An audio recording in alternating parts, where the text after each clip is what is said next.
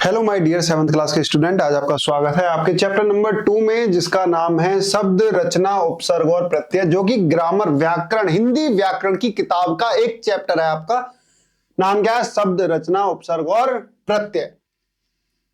हमने पढ़ा था इसमें शब्द रचना, शब्द की रचना कैसे होती है। वर्णों के मेल से बनने वाले सार्थक समूह को हम शब्द कहते हैं। ठीक है, अब इसमें बात चलती है उपसर्ग और प्रत्यय की।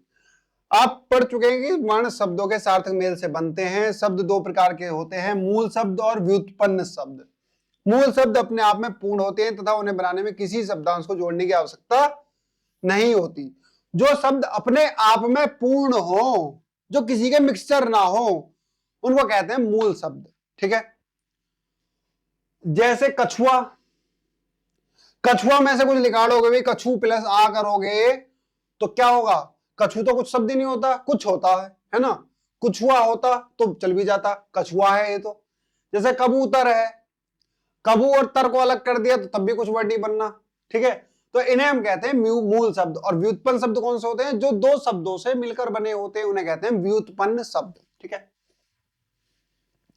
अब बात करते हैं हम उपसर्ग की। ठीक है, उपसर्ग जो है हमारा, उपसर्ग उपसर्ग शब्द दो शब्दों से मिलकर बना है, उप प्लस सर्ग। उप का अर्थ है निकट और सर्ग का अर्थ है सृष्टि। इस प्रकार जो शब्दांश किसी शब्द के आरंभ में लगकर उसके अर्थ में परिवर्तन कर देते हैं, उन्हें उपसर्ग कहते हैं। आइए कुछ उदाहरण देखें। ठीक है, उपसर्ग उपसर्ग देखो, फॉर एग्जाम्पल मैं तुम्हें अपने तरीके से समझाता हूं, किताब के तरीके से देख लिया। उपसर्ग शब्द दो शब्दों से मिलकर बना, उप प्लस सर्ग। जैसे देखो, फॉर एग्जाम्पल मेरे पास दो शब्द हैं। ठीक है, मैंने इसी में से एक शब्द उठा लिया, अपमान। क्या उठा लिया? अपमान। जैसे मेरे पास एक शब्द है अपमान। ठीक है, इसमें हमें देखना कि उपसर्ग है। देखो, उपसर्ग का मतलब इसमें क्या होगा कि फॉर एग्जाम्पल ऐसे मान के चलो, आप प्लस मान कर देते हैं, हम इसे आपको अलग निकाल देते हैं, मान अलग रख लेते हैं। और दूसरा जो शब्द था हमारा था कबूतर। ये एक मूल शब्द था। अगर मैं इसमें से कबू को प्लस और तर को अलग निकाल लूं तो कोई मतलब ही नहीं बैठता। ठीक है, अब उपसर्ग देखो, ये हो गया मूल शब्द जिसमें मतलब नहीं बैठता, बट उपसर्ग और प्रत्यय में मतलब बैठता है। क्या मतलब बैठता है? उपसर्ग क्या कह रहा है? देखो, उपसर्ग कह रहा है आपसे, आपने निकाल लिया। अपमान एक मतलब बेइज्जती नाम का एक शब्द है। अपमान कहते ना, अपमान कर दिया, बेइज्जती कर दी। अपमान में से मैंने अप निकाल लिया, अप कर दिया बाहर, मेरे पे क्या बचा? मान। मान भी एक शब्द है। पाई का मान बताओ, एक्स का मान बताओ, कहते हैं ना, एक्स का मान बताओ, पाई का मान बताओ। मान अपने आप में एक शब्द है। तो उपसर्ग और प्रत्यय यानी कि हमारे व्युत्पन्न शब्द क्या होते हैं? जो दो शब्दों के मेल से मिलकर बने होते हैं, उन्हें अलग कर दें।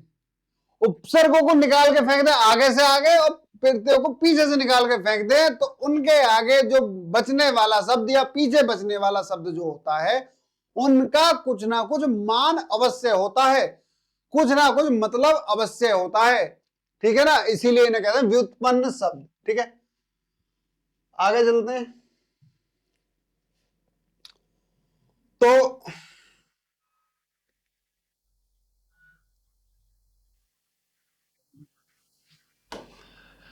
ये कह रहा हमारा उपसर्ग। उपसर्ग शब्द दो शब्दों से मिलकर बना है, उप तथा सर्ग। उप का अर्थ है निकट और सर्ग का अर्थ है सृष्टि।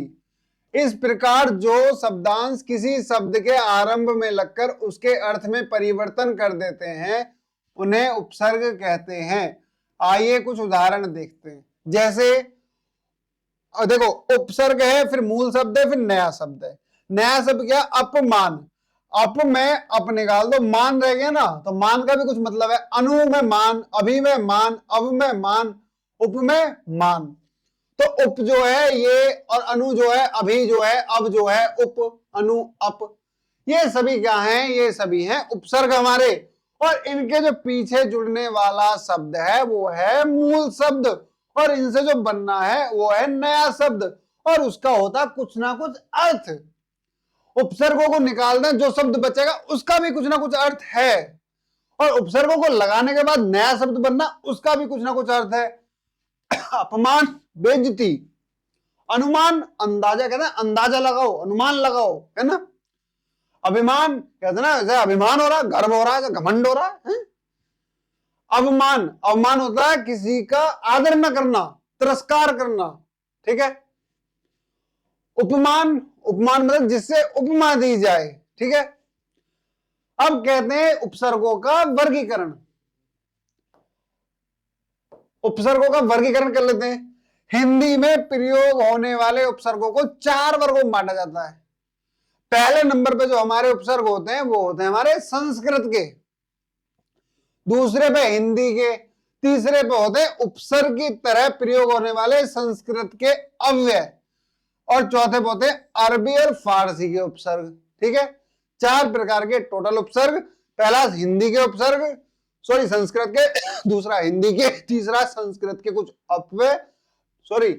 अव्यय, और फिर चौथे पे हिंदी फारसी के उपसर्ग।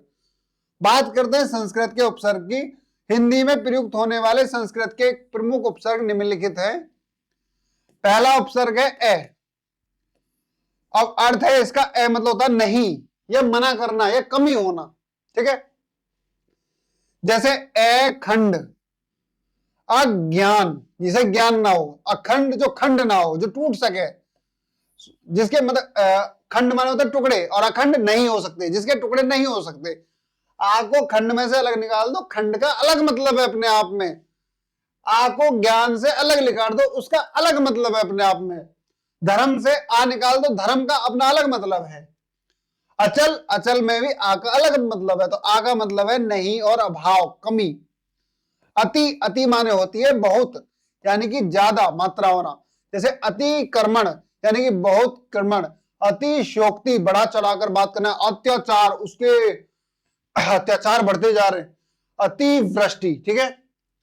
फिर है अधि, इसका मतलब तो ऊपर, ये सब इन शब्दों में लगता है।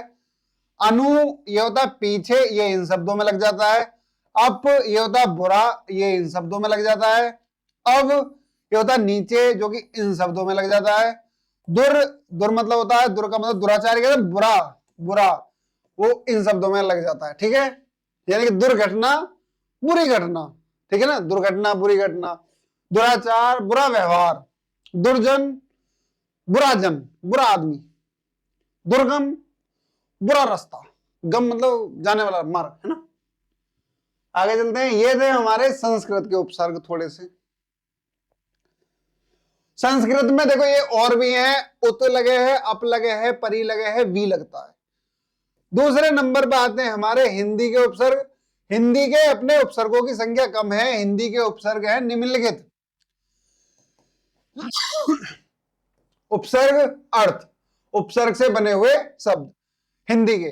जैसे अब, और अर्थ क्या होता है आपका? हीन या रहित या बिना, है ना, बिना उसके, जिसकी बात की जाए बिना उसके, ठीक है। आ का मतलब होता है नहीं, पढ़ा था अभी। अध, अध मतलब आधा। अन, अन माने नहीं। उन माने एक कम। और कै और कु मतलब बुरा, ठीक है। जैसे अब और हीन है, रहित है। अब का मतलब क्या है? हीन और रहित। तो जैसे अवकाश, अवशेष, अवगुण, अवधि, ठीक है। आ का मतलब होता है नहीं, ठीक है। अडिग, अकारण, अथा, अलग, ठीक है। अध, अध माने आधा। जैसे अध कचरा, अध खिला, अध जला, अध मरा, अध जल गगरी छलकत जाए, वो वाला भी इसमें। उन, उन मतलब एक कम, ठीक है। जैसे 29, 29, 29, 30 में एक कम है, 29, है ना। 39, 39, 40 मतलब 40, है ना।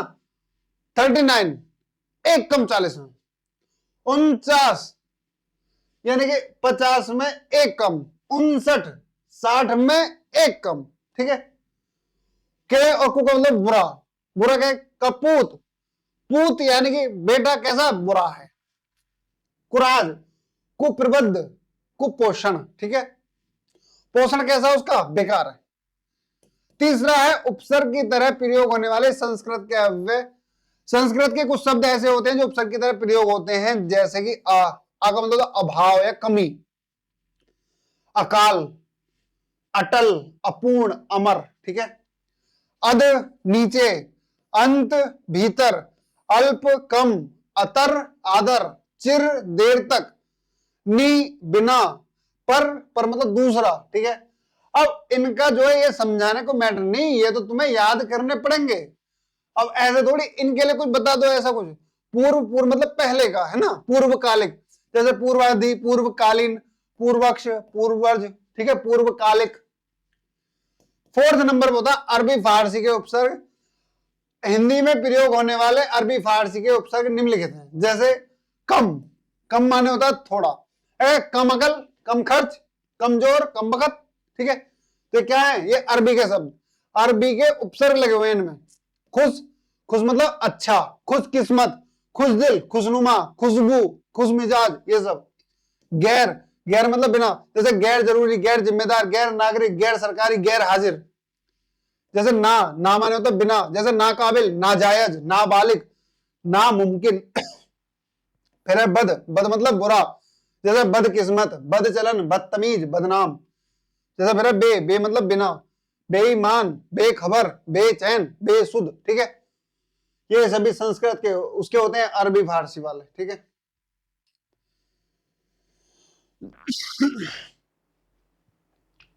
उपसर्ग क्या थे, जो शब्दों के पहले लगकर उनका मतलब बदल दें। अब पढ़ेंगे हम प्रत्यय। प्रत्यय क्या है, जो शब्दों के बाद में लगकर उन शब्दों का क्या बदल दें, मतलब बदल दें। उन्हें हम क्या कहते हैं, उन्हें हम कहते हैं भैया हमारे प्रत्यय, ठीक है। उन्हें हम क्या बोलेंगे, उन्हें बोलेंगे हम प्रत्यय, ठीक है। जो कहां पे लगकर, बाद में लगकर शब्दों का क्या बदलने, मतलब बदलने।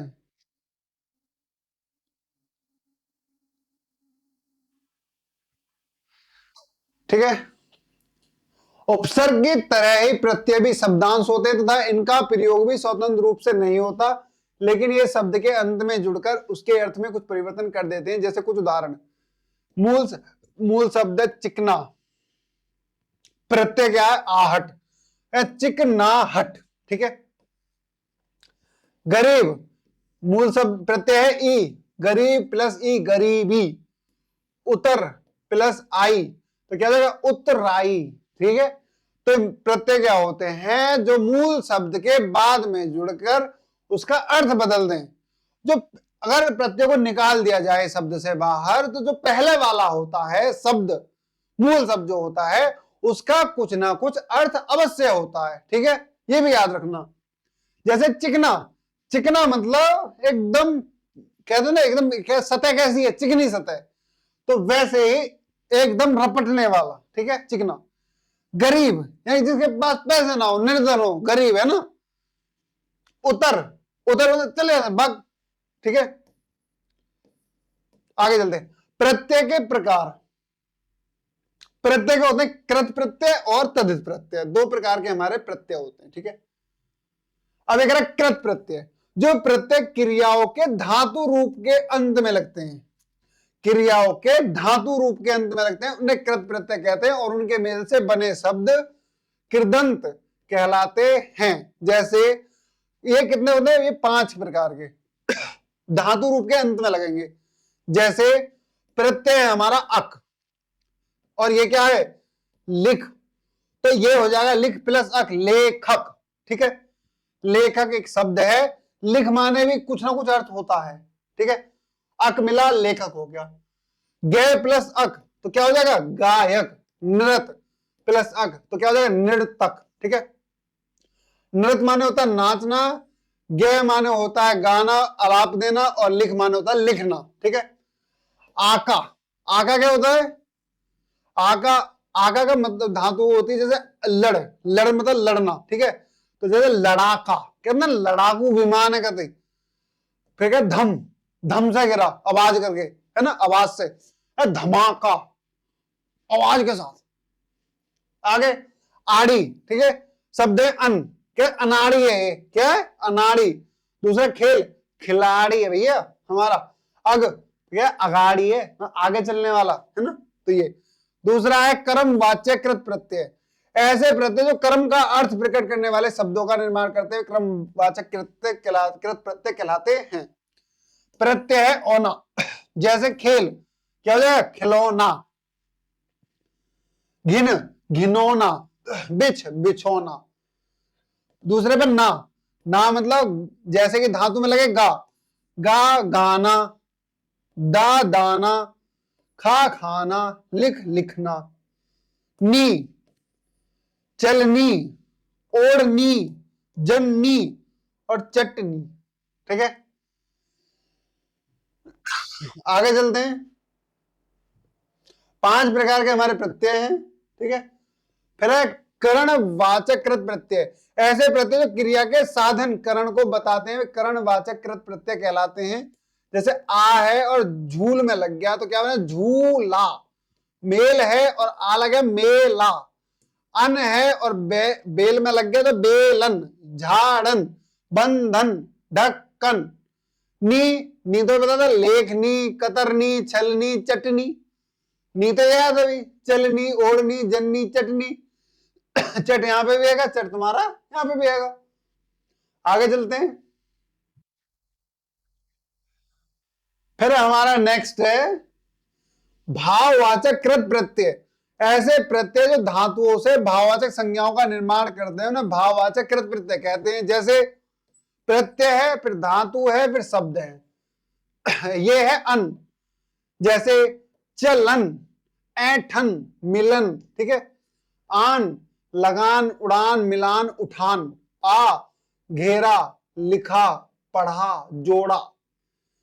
आव, आवा, घुमाव, पड़ाव, बुलाव, पछताव, पछतावा, बुलावा, ठीक है। पड़ाव, घुमावा या घूम, घुमाव, ठीक है। आई, या पढ़ाई चल रही है, चढ़ाई, लड़ाई, सच्चाई, सच्चाई नहीं जान तुम अभी, चलो कोई नहीं। अब नेक्स्ट है हमारा क्रियावाचक कृत प्रत्यय, यही है लास्ट। ऐसे प्रत्यय जिनमें क्रिया के अर्थ का बोध होता है उन्हें क्रियावाचक कृत प्रत्यय कहते हैं। क्रिया क्या है? क्रिया मतलब जो हम कार्य करते हैं, जो हम कार्य करते हैं। क्रिया उनमें भी थी, जब पढ़ाई ये भी क्या क्रिया है ना, रीडिंग। चढ़ाई क्लाइंबिंग, लड़ाई फाइटिंग, ठीक है। और सच्चाई जो है ये क्रिया नहीं है। आगे चलते हैं। अब ये कह रहा है क्रियावाचक जो क्रिया का बोध कराए, जैसे ता लगाओ और बह में, बहता, बहता हुआ, मरता, गाता, पीता, खाता, ये सब क्रिया है। पीना, खाना, मरना, धोना, बहना। आ, पढ़ा, धोया, गाया, भोगा, हुआ, चलता हुआ, पढ़ता हुआ, करता हुआ, सुनता हुआ, ये सभी के सभी कैसी हैं क्रिया। अब बात करते हैं तदित प्रत्यय, जो प्रत्यय संज्ञा, सर्वनाम और विशेषण शब्दों के अंत में जुड़कर नए शब्द बनाते हैं उन्हें तदित प्रत्यय कहते हैं। संज्ञा, सर्वनाम और विशेषण शब्दों के अंत में जुड़कर, ठीक है, क्या बनाते हैं नए शब्द बनाते हैं उन्हें तदित प्रत्यय कहते हैं। जैसे पाठ प्लस कै पाठक, पान प्लस वाला पान वाला, मम प्लस ता ममता। हिंदी में तदित प्रत्ययों का विभाजन इस प्रकार संभव है। पहला,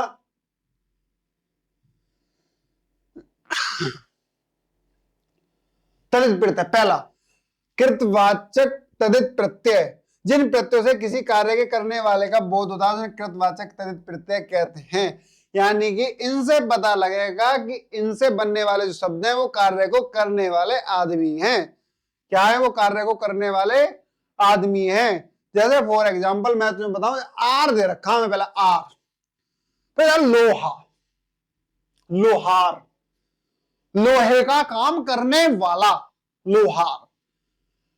कृतवाचक तद्धित प्रत्यय जिन प्रत्ययों से किसी कार्य करने वाले का, लोहे का काम करने वाले का, लोहार से पता लग रहा है, सोना सुनार, कुंभ कुम्हार मिट्टी काम करने वाला, कहा कहार, या मुखिया मुखिया, रसिया दुखिया सुखिया, ची अफीम के बाद अफीमची, नकलची, मसालची, बावर्ची। देख रहे हो, कोई पकाने वाला, कोई अफीम उतारने वाला, कोई नकल करने वाला, ठीक है, अलग अलग तरीके करने वाले। गर कारगर, जादूगर, बाजीगर, अजगर, कार कारीगर, हारा पानी पनहारा पनिहारा, लकड़ी लकड़हारा, चूड़ी चूड़ीहारा, चूड़ीहारे को एक शब्द में मनिहारा, है ना, मनिहारे का भेष बनाया। आगे है भाववाचक तद्धित प्रत्यय जिन प्रत्ययों से किसी भाव का बोध होता है उन्हें भाववाचक तद्धित प्रत्यय कहते हैं। भाव, ठीक है, जिनसे हमें भाव पता लगे, बुराई भलाई का जमाना ही ना रहा, भाव इधर करते, देखो हम कितनी भलाई करते हैं लोगों के साथ, हमारे साथ बुराई हो जाती है, तो ये सब अंदर के भाव लेकर करते हैं। क्या कह रहा है, प्रत्यय धातु और शब्द क्या है, आई, चतुर चतुराई, भला भलाई, बुरा बुराई, मीठा मिठाई, ठीक है, ता सुंदरता मधुरता लघुता प्रभुता, गी मर्दानगी, ठीक है, सादगी जिंदगी और एक बारगी, इमा लालिमा, पूर्णिमा, अरुणिमा, पीतिमा, ई खुशी, लाली, खेती, दोस्ती, दार दुकानदार, जमींदार, खरीददार, ईमानदार, हट चिकनाहट, कड़वाहट, लंगड़ाहट, अपनाहट, ठीक है। आगे चलो,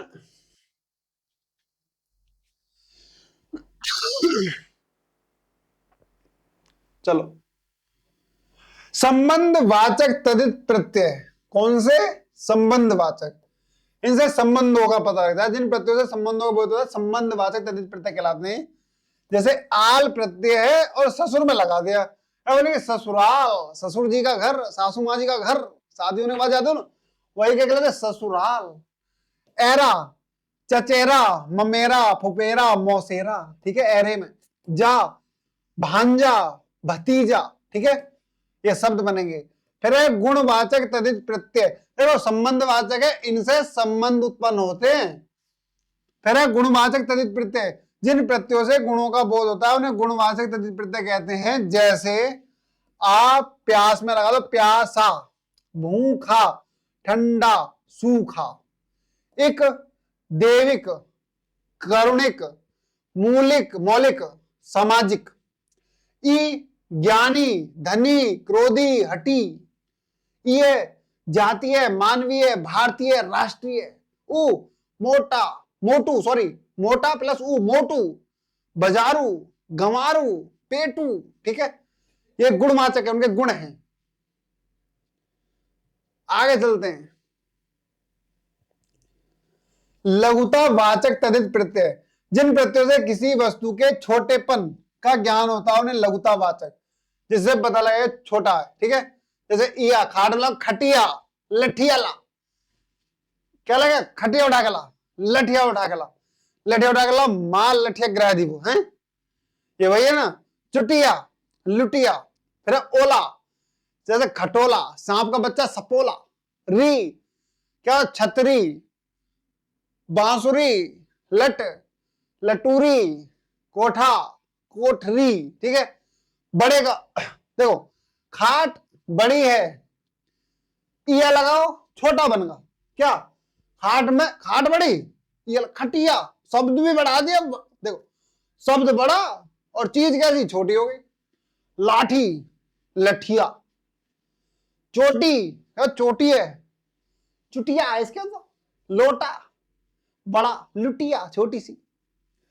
तो इनसे क्या होता है, इनसे होता है लघुता वाचक तद्धित प्रत्यय, इनसे छोटेपन का ज्ञान होता है। छाता बड़ा, छतरी छोटी। नेक्स्ट है संख्या वाचक तद्धित प्रत्यय, जिन प्रत्ययों से संख्या का ज्ञान होता है उन्हें संख्या वाचक तद्धित प्रत्यय कहते हैं। जैसे ई लगाओ, क्या 32, 25 25, 20 20, ठीक है। ओ सैकड़ों, लाखों, करोड़ों। वी 10वीं, 5वीं, 16वीं, 9वीं। के ये क्या है, पंचक, सातक, सप्तक, सॉरी सप्तक लगते हैं ना, अष्टक लगते हैं। का इक्का, दुक्का, चार चौका, ठीक है। ये कौन से थे, संख्यावाचक तद्धित प्रत्यय। आगे चलते हैं हम। ये कह रहा फिर हमारा नेक्स्ट, स्थानवाचक तद्धित प्रत्यय। जिन प्रत्ययों से स्थान का ज्ञान होता है उन्हें स्थानवाचक तद्धित प्रत्यय कहते हैं। जैसे प्रत्यय है, धातु है, शब्द है। ई पंजाबी, स्थान का बोध है, पंजाब का व्यक्ति है, क्या बोलते हैं, पंजाबी भैया। गुजरात का, गुजराती है। बंगाल है, बंगाली है भैया मेरे, बंगाली। कैसा आदमी है, बंगाली, बंगाल का आदमी, बंगाली। और फिर बनारस, बनारसी।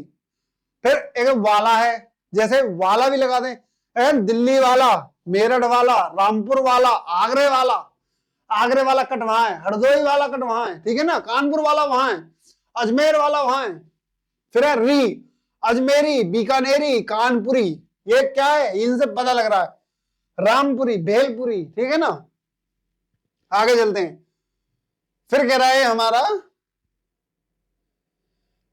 नेक्स्ट है स्त्रीलिंगवाचक तद्धित प्रत्यय। जिन प्रत्ययों के प्रयोग से स्त्रीलिंगवाची बन जाते हैं उन्हें स्त्रीलिंगवाचक तद्धित प्रत्यय कहते हैं। जैसे आ, प्रिय, प्रिय आदमी हो सकता है, प्रिया, प्रिय आदमी नहीं होते। तो जिन प्रत्ययों के लगाने से क्या बन जाए, वो स्त्रीवाचक बन जाए। कौन से बन जाए, स्त्रीवाचक, वो होते हैं स्त्रीलिंगवाचक तद्धित प्रत्यय। आनी, जैसे सेठानी, जेठानी, देवर, देवरानी, नौकरानी। इन बागिन, मालिन, तेलिन, पुजारिन। नी शेरनी, मोरनी, हथिनी, जाटनी। आइन ठकुराइन, पंडिताइन, बबुआइन, है ना। ये वर्ड देखो, बबुआ, है ना, बोलते ना बाबू। वो बाबू जो कैसा शब्द है, वो पुल्लिंग शब्द है। बाबू अगर लड़की को बोला, क्या बोला, बबू आइन। क्या बोलोगे तुम, बबू आइन। वो बोलते हैं ना बबू आइन, तो क्या बाबू बाबू करते रहे। फिर है हमारा सादृश्यवाचक तद्धित प्रत्यय। जिन प्रत्ययों से सादृश्य या समानता का पता चले उन्हें सादृश्यवाचक तद्धित प्रत्यय कहते हैं। जैसे सा, पीला, ठीक है, जिनसे उनके समान होने का पता लगे। जैसे पीले में लगा दो पीला सा, काला सा, ठीक है, कर्ण सा। हरा लगा दो, रूप हरा, सुन हरा। फिर हला लगा दो, रूप हला, सुन हला। इस तरीके से हम प्रत्ययों को करते हैं। ये समानता वाले होते हैं, सादृश्यवाचक समानता वाले, जिसे समान होने का पता लगे। पीला, पीला सा है भैया, है ना, पीला रंग है, सा लगा दो, पीला सा है। ये चैप्टर होता है आपका खत्म। एक्सरसाइज कराएंगे आपके टीचर क्लास वाले। मिलते हैं आपसे नेक्स्ट चैप्टर में, तब तक के लिए थैंक यू।